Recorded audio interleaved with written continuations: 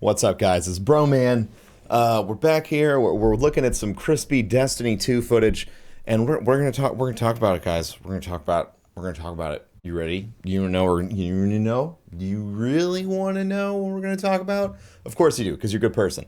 So we know the raid launch dates, and we know when Trials is coming back. If you guys don't know, the raid launch is September 13th at 10 a.m. Pacific, which is 1 p.m. Eastern or 5 p.m. GMT, and same times, but the 15th for Trials. Now, this has brought up a very interesting discussion, argument, problem that people put on Twitter, and they said, this seems too soon for those activities. So, for one, I think there's a really simple answer, and for Trials, the answer is you don't know what the fuck Trials is yet. None of us do. We just know that it's endgame PvP. We know maybe that it'll be power controlled, but like, other than that, we got no fucking clue. So Trials, it might be too early for a power controlled playlist, but maybe not. Like, it might be really fun. If you're at Endgame, you just get to shit stomp people the first few weeks of Trials. Sounds like a winning combination for me. But the end of that, the conclusion of all that is we have no idea, so let's not worry, at least about Trials. But the other one is the raid. So the raid is coming out approximately 1 week after launch. And I know you're thinking like, that's too soon. But here's the situation. Destiny 1, Vault of Glass, that launched a week after Vanilla launched, and it was still all ball crusher. We had, me and my team, we had the 7th clear in the whole world, okay? We started it on launch day, couldn't finish it, went to bed, woke up the next day, and took another crack at it, and still got 7th, because that's how few people were ready for the raid. Which raises the question is like, why are they launching this now when most people aren't going to be raid ready? So honestly, like, 2 reasons, okay?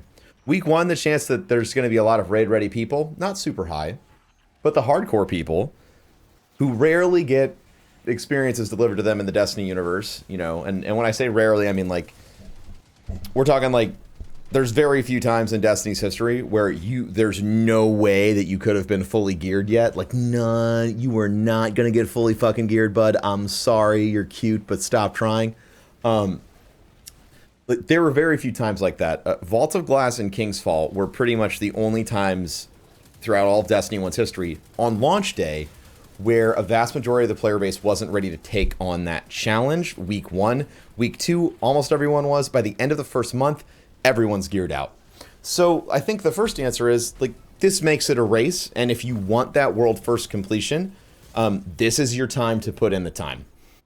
This is your time to work hard and make it happen, etc., etc., etc., because, I'm pretty convinced that the hardcore rating challenge idea of, like, world first is probably not something that's going to happen a lot in Destiny 2, because it didn't really happen a lot in Destiny 1. Raids were certainly challenging. They were certainly something that a vast majority of the player base did not get to complete, and hopefully more of those people are going to get to complete the raids with guided games and things like that.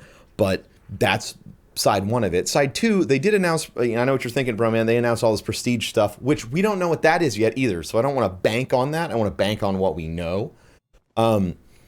So I'm really excited that the raid's launching in a week. It's enough time to probably experience all the content, at least once, and then moving forward from there, we'll see. Like, we'll everyone will be able to play, and I am almost positive that there's going to be more to do each and every week inside of the Destiny universe, just because that's the way the game seems to be designed. In Destiny 1, we didn't have patrols that were engaging for Endgame, but in Destiny 2, we're going to have that. So we'll see what else is going to be there. And the fact that Trials is launching right on the back of it, sort of like with Taken King and Rise of Iron, we're going to be having a more level playing field where people can get Endgame rewards or progression towards Endgame rewards early. Or earlier in the game. So the other big question is, and this is the one that I feel like everyone's got a little bit more concern about, is, but bro, man, doesn't this mean that there's not a lot of content? And honestly, my answer to that question is I don't know.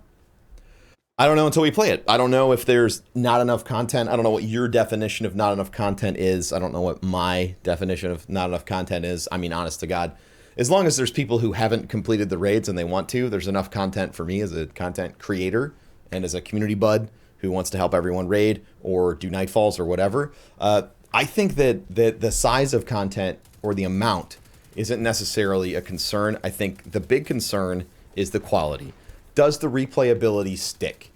And I think that that's the question we should all be kind of looking at going to Destiny 2. There's been all these leaks, and I've not really talked about them. I hopefully clickbaited you into my last video by being like, leaks, but actually we just, talked about raid dates. And I think we've talked about like maybe one thing in Trials of Osiris, but for the most part, I don't really want to report on like all this gear or whatever the hell that's been leaked. What I want to talk about is like, this. Like, at the end of the day, what's going to give Destiny longevity isn't the size of the content. It isn't how much there is to do or all this other stuff. It's whether or not the cacophony of things that we have to do, the cornucopia, as it were, is engaging, fun, and repeatable. If everything in the game is 10 out of 10 fun and you just can't wait to get back into the next strike or the next PvP match, I mean, I was losing hours and hours of time in PvP on the PC launch. Shit, dude. Learning how to play mouse and keyboard, which I didn't get to play much except for the last day. All of that stuff, just godly fun. Just unbelievable godly fun. And I sit there and I play PvP for like 8 hours. That's something that a game has not done to me since Halo 2. So I think that the quality of the content, even though we've already talked about how there's so much quantity, the quality of the content is going to be what's going to provide longevity, the quality of progression, the desire to seek out things. We don't know what attachments are, for example. Like, we don't know how hard am I going to have to work to play, stealing from the Warframe people, Fashion Frame, right? How hard am I going to have to play?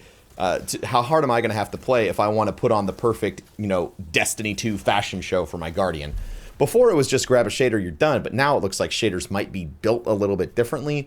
We have all these attachment things we don't know about. We know about all the, there's all this other stuff. We have these questions, right?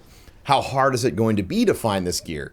Just because you can do the raid, like what if the raid mechanics are, what if the raid's just like stupid fun, but it's it's so hard to get the drop you want. Like there are so many different options and things that we haven't seen yet. And that's the thing, even with all the leaks, you don't know what's actually out there all the way. Like, fuck, we had an exotic sitting in the game after Rise of Iron that we didn't know about until there was some sort of, like, random metagame that we all had to figure out together and then figure out this puzzle. But that exotic was in the game when it launched. And yet did not get leaked. So there you go, guys. There's my thoughts. There's my thoughts on the raid progression, raid launch timing, things like that. I know that especially as we get this close to Destiny 2 launching, tensions can run high, emotions can run high. You can be feeling all sorts of things, but I beg of you, don't make the mistake that I did. There's one thing in my entire career as a content creator, and that was like getting super pissed off during Rise of Iron launch and lashing out, being like, "Fuck you guys, this is horrible. It's the worst launch I've ever seen." And while I might have been emotionally feeling that then, I really regret having ever said it. Because the truth is, like, everybody who works a Bungie works their fucking ass off.